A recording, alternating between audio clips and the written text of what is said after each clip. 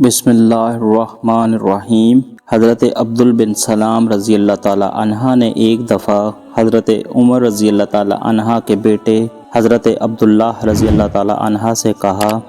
اے کفل جہنم کے بیٹے۔ حضرت عبداللہ اپنے والد ماجد کے متعلق یہ جملہ سن کر بڑے پریشان ہوئے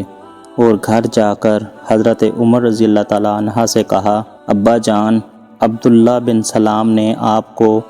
کفل جہنم کہا ہے۔ حضرت عمر نے یہ بات سنی تو عبداللہ بن سلام کے پاس پہنچے اور دریافت فرمایا کہ آپ نے میرے حق میں یہ الفاظ کیوں استعمال کیے ہیں؟ حضرت عبداللہ بن سلام کہنے لگے، اس کی وجہ یہ ہے کہ مجھے میرے باپ نے اور انہیں ان کے آباء و اجداد نے حضرت موسیٰ علیہ السلام سے خبر دی ہے کہ حضرت موسیٰ علیہ السلام نے فرمایا، مجھے جبریل نے خبر دی ہے